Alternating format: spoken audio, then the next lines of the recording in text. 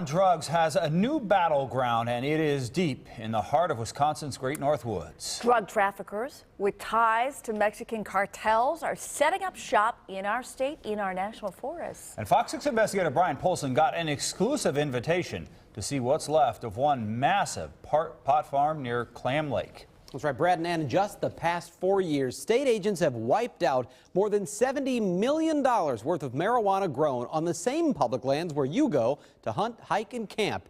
And that's just what they found. You're about to see why drug traffickers are setting up shop in Wisconsin forests and why even pro-marijuana groups say they're destroying the environment.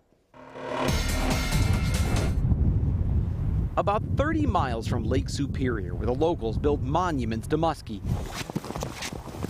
and early spring warm spells are interrupted by the occasional snowstorm, a team of state and federal agents leads the Fox 6 investigators on a 30-minute hike into the Schwamagon National Forest just south of Clam Lake.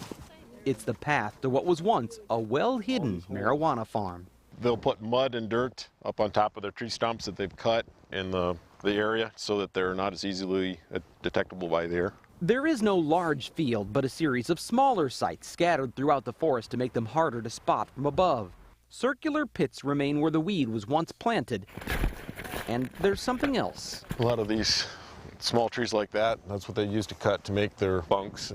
You see, this wasn't just a pot farm left unattended in the woods. For a half dozen illegal immigrants, it was home. They had tarps that were strung across the trees for protection overhead. Wisconsin Attorney General J.B. Van Hollen invited us here to see what's left of one of the largest marijuana grows ever discovered in the Badger State, a site that once contained nearly 10,000 plants. This isn't just about drugs and the drugs getting in the hands of our kids. This is about the danger to the people who are using the national forest. The plants were tended 24 hours a day by migrant workers armed with rifles and handguns. We don't want somebody just happening through the woods enjoying themselves and ending up getting shot because they stumbled upon one of these sites. The Clam Lake grow site was accidentally discovered by a bear hunter in the fall of 2010, and last spring the growers returned with weapons in hand, prepared for a long, hot summer in the bug-infested wilderness. I grew up in this forest, so I know what it's like, and I can't imagine living out here. Law enforcement secretly monitored the site for months. Then, just before the harvest,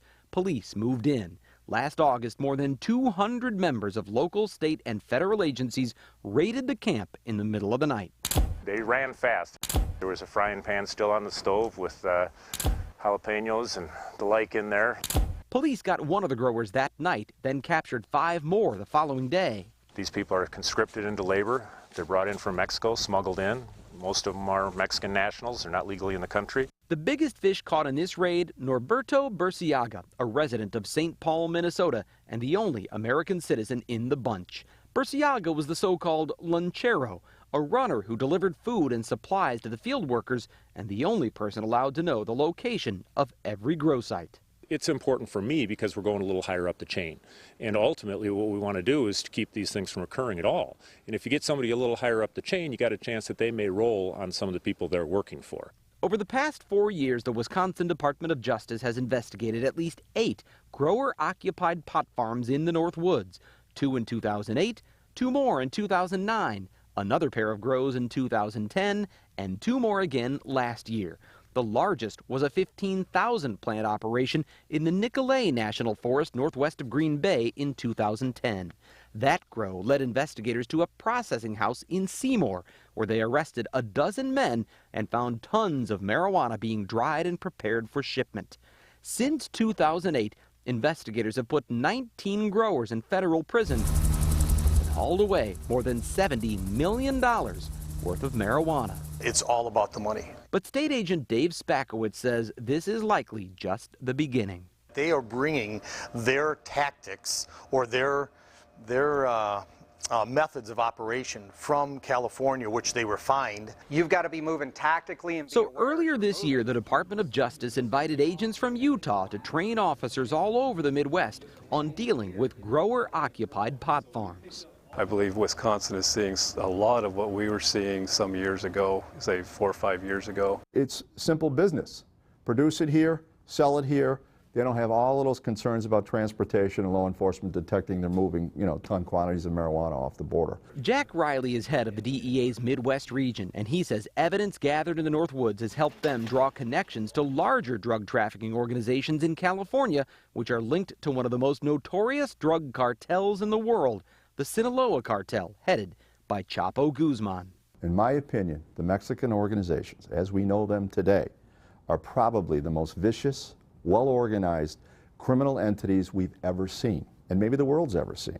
They are supporting those illegal cartels by making it necessary. The influx of illegal growing operations comes as support for the legalization of marijuana in America is approaching 50%. Yeah, like I was saying, I hope you guys enjoying your Thursday. Justin Kemp is a pot connoisseur who records himself getting high and posts it in a video blog called Blazin' Daily. They think it's dangerous because the devil weed is being grown up north. He's also director of the Southeast Wisconsin chapter of NORML, the national organization to reform marijuana laws. It's dangerous because of prohibition. Prohibition makes cannabis very dangerous. But Kemp is surprisingly in sync with law enforcement when it comes to one particular concern about the Northwoods grows. It's the fact that they have to run diesel generators. They've got wastewater. They're probably using herbicides or synthetic, pesticides, trying to spray the crops. You've got all these fertilizers and things that are getting into the water. We've got great trout streams on the Nicolay that could be impacted. Wildlife can be impacted. Soils can be impacted for years to come. They're wrecking the environment. They're doing exactly what we don't want to do to the planet because they have to grow it illegally. For the Attorney General, the greatest concern is public safety. The men that we took off in this particular grow were armed. And that's why he's not just focused on eradicating pot plants, but on attacking the organization and putting people in prison. I think it's vitally important that we set an example that if you're going to come and you're going to grow in our national forests or our state forests here in Wisconsin, that you're putting yourself at risk as well, and not just your crop. With more than 16 million acres of forest land in Wisconsin, it's impossible to patrol it all, and for that reason, narcotics agents expect to see more of these massive growing operations coming right here to Wisconsin. That is a real eye-opener. The DEA says these are linked to the Mexican cartels. Sure. We've seen what's been happening in Mexico with these horrific gun battles between police and the drug lords. Could that sort of thing happen here? The state and federal agents I talked to say absolutely not. They do not expect, they were adamant, in fact, they do not expect any kind of shootouts or kidnappings, the kind of stuff that you're talking about that we've been seeing going on in Mexico and Southern California. But they do want Northwoods visitors to be aware that these marijuana grows are going on, and if you're there, you see anything unusual plant growth, something like that, report that activity to police. And get out of there. Yeah, absolutely. Yeah. Hey, I understand you have some new developments on a story that we had earlier this week. Yeah, we do. Our investigation of a seclusion room in Waupun, in a Waupun school, it's getting a ton of reaction. We've been getting all kinds of hits on the website, and it's already getting results today. State education officials paid a visit to the Waupun Area School District to check out the so-called quiet room. And coming up the next half hour, I'm going to be telling you why they were there and what the district may have to change.